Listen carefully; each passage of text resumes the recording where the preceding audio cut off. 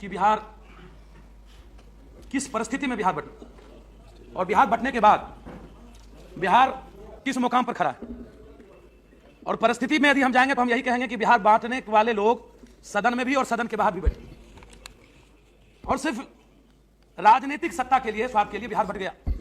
और बिहार बटने के बाद जो 8.5 करोड़ लोग हैं, उनके हालात पर, उनकी परिस्थिति पर कभी किसी ने बिहार और बिहार से बाहर रहने वाले लोगों ने चिंता नहीं की। अब जब बिहार बट रहा था तो दिल्ली में जो बैठे लोग थे, जो केंद्र में बैठे लोग थे, उन्होंने विशेष पैकेज के लिए बिहार के सवाल पर प्रधानमंत्री जी से बातचीत करके घोषणा कर दी कि बिहार बटने के पहले विशेष पैकेज की घोषणा की जाएगी। बिहार बटने के पहले ना तो विशेष पैकेज की घोषणा हुई और ना ही बिहार बटने के बाद कोई विशेष पैकेज की घोषणा हुई। लेकिन सबसे बड़ा प्रश्न है कि जो उन्होंने उत्तर दिया है, उस उत्तर में मैं सिर्फ ये बता देना चाहता हूं, 5334 फैक्ट्री थी बिहार में मंत्री महोदय।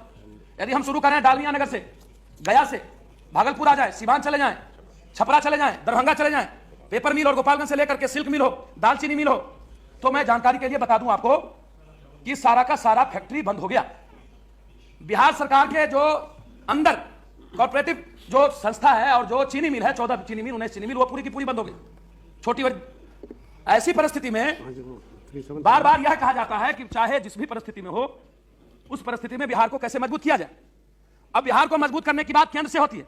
आप कई राज्यों को विशेष छूट दे दिया, लेकिन बिहार उस कई राज्यों में विशेष छूट में नहीं आता है, जबकि देश के आधे से अधिक 62.3% व्यक्ति वहां निरक्षर, 10% से कम ही शहरीकरण है बिहार में, और देश में 27% शहरीकरण, 37% लोग ही वहां साक्षर। महिलाओं में चले जाइएगा, गांव के ग्रामीण इलाके में चले जाइएगा, तो वहां निरक्षरता की स्थिति और भी ऊपर है। देश की सबसे बड़ी जनसंख्या वाली राज्य यदि केरल के बाद बराबर की बात यदि हम करें तो उसका मैं आपको बता दूं 8,500 करोड़ हर साल फसल सर उस जनसंख्या की 3 हिस्से की आबादी का फसल बर्बाद हो जाता है बाढ़ से। और आज तक आजादी के बाद बाढ़ के सवाल पर इस सदन में चिंता ही जाहिर की गई, कभी नेपाल से या नेपाल और हिमालय के द्वारा जो आने वाली नदियां हैं उनसे बाढ़ रोकने के लिए कोई योजना आज तक तैयार नहीं की गई बढ़िया रूप से। कोसी है, कमला है, महानंदा है, गंडक है, पुनपुन है, इस तरह की कई ऐसी नदियां हैं जो बड़ी नदियां, गंगा है, जिस पर कभी इस सदन में चिंता नहीं हुई। आज सबसे ज्यादा जरूरत है। आपने 8 जिले को आपने बना दिया, घोषणा कर दी कि वो टेररिस्ट इलाका जिला है। कभी आपने यह नहीं सोचा कि उत्तर बिहार का 18-19 जिला और जो बाकी बचता है मध्य बिहार का, दक्षिण बिहार का जो जिला है, वह जिला पूरा का पूरा सुखाड़ में। 7 महीने हम बाढ़ में रहते और 5 महीने हम सुखाड़ में रहते। अब सोच सकते हैं, एक क्लैरिफिकेटरी क्वेश्चन पूछ सकते हैं आप? नहीं, भाषण करेंगे, दूसरे किसी को भी चांस नहीं होगा, वो चले जाएंगे। अध्यक्ष महोदय, मैं जानना चाहता हूं, लीची, आम, केला, जूट, ईख, देश की 25% चीनी बिहार से उत्पादन है उपाध्यक्ष महोदय।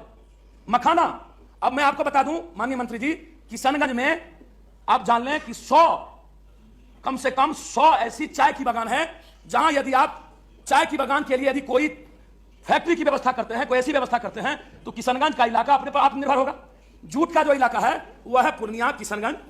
इसी को मैं बता रहा हूं। अब ये सारे खुलासा करके दिया आप, तो ये फाइनेंशियल डेवलपमेंट के लिए आप सेंट्रल गवर्नमेंट से क्या पूछ रहे हैं? वही मैं जानना चाहता हूं मंत्री महोदय आपसे। अध्यक्ष महोदय, आप समय नहीं लेंगे, मैं तुरंत खत्म कर दूं।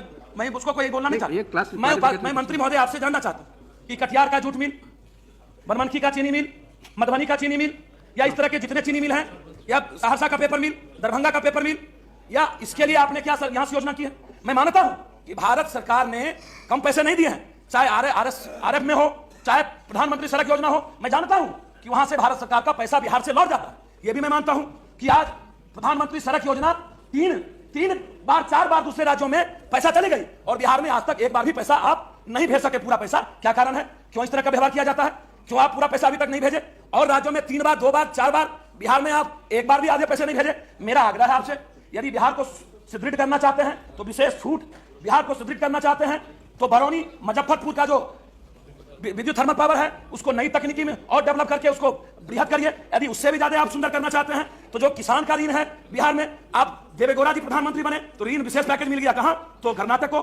गुजरात साहब बने तो पंजाब को मिल गया, जो पंजाब दुनिया में देश में सबसे ऊपर है। 3 नदी है तब ऊपर है, हम 100 नदी वाले सबसे नीचे हैं, 32वां स्थान पर है।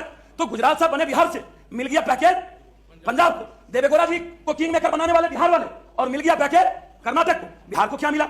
बिहार के साथ यदि बिहार की सरकार कहती है कि बिहार में कुछ नहीं है, तो मेरा कहना है बिहार की सरकार को बिहार छोड़ के केंद्र को सुपुर्द कर देना चाहिए। जब कहती है कुछ नहीं है मेरे पास, रोड नहीं है, बिजली नहीं है, कहती है क्यों बिजली नहीं है? मैं मंत्री महोदय 10,000 मेगावाट बिजली की उत्पादन जब तक नहीं होगी तब तक बिहार का गांव, बिहार के लोग सुंदर नहीं हो पाएंगे। आप एनएच में पैसा देने की बात हो रही है, आप एनएच को लिखिए, मैं आपसे लिखाना चाहता हूं। मैं एनएच के, मैं बीच में नहीं आऊं, मैं एनएच के बारे में बताना चाहता हूं। एनएच किशनगंज से पटना, भाया पूर्णिया खगड़िया होते हुए 0 माइल से छपरा।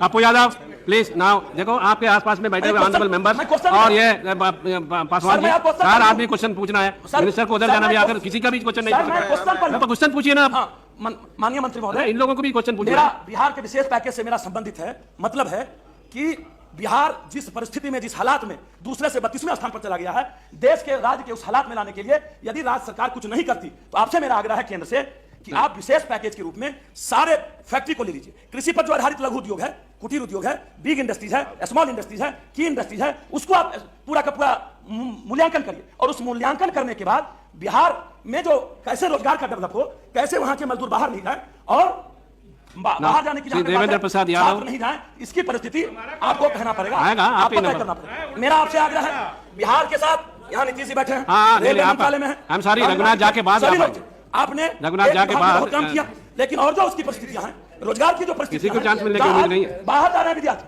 बिहार के नौजवान, उसके लिए रोजगार पैदा कैसे हो, सबसे ज्यादा केंद्र को वहां के रोजगार पैदा करने के लिए कोई नई ताकत, कोई नई फैक्ट्री, बंद पड़ी फैक्ट्री। रघुनाथ जा, दूसरे अंतिम रघुनाथ जा, अंतिम में नहीं रघुनाथ जा, अंतिम बोल रहा हूं मैं, अंतिम बोल रहा हूं, अंतिम नहीं, क्लैरिफिकेटरी क्वेश्चन पूछना है, अंतिम में बोल, भाषण कर रहे हैं, इन सबको चांस नहीं मिलेगा, मिनिस्टर अपर हाउस में चले जाएंगे। अध्यक्ष महोदय, मानवर मैं अंतिम बोल रहा हूं कि बिहार बचने के बाद उपाध्यक्ष महोदय वहां पर एक भी टेक्निकल कॉलेज, सवाल पूछिए पप्पू यादव, क्या ये कोई IIT, ITI या कोई ऐसी टेक्निकल कॉलेज जो कर्नाटक में 40 से ऊपर है और जगह 60 है, 200 है, 100 है, क्या बिहार में कोई योजना आपकी है? क्या पटना को केंद्रीय विश्वविद्यालय योजना है तो उसका जवाब दीजिए। क्या केंद्रीय विश्वविद्यालय रघुनाथ जा, क्या नई टेक्निकल कॉलेज खोलेंगे? क्या आप अंतिम में, क्या जो जैन और बुद्ध की बिहार है, जो वैशाली, राजगीर, मैं आपको एक अध्यक्ष महोदय, उपाध्यक्ष महोदय, सिर्फ राजगीर ऐसी और बोध गया एक ऐसा जगह है उपाध्यक्ष महोदय, यदि भारत सरकार उसको सुसज्जित और सुंदर बना दे तो पूरी बिहार की रॉयल्टी सब 2 जगह से दी जा सकती। मैं मानवर इनसे कहना चाहता हूं, चाहे वो वैशाली अंतिम में कि वैशाली की धरती हो, या वो शेरशाह सूरी की हो, या बाबू वीर कुंवर सिंह, दुनिया के सभी देश के बौद्धिस्ट बिहार आते हैं।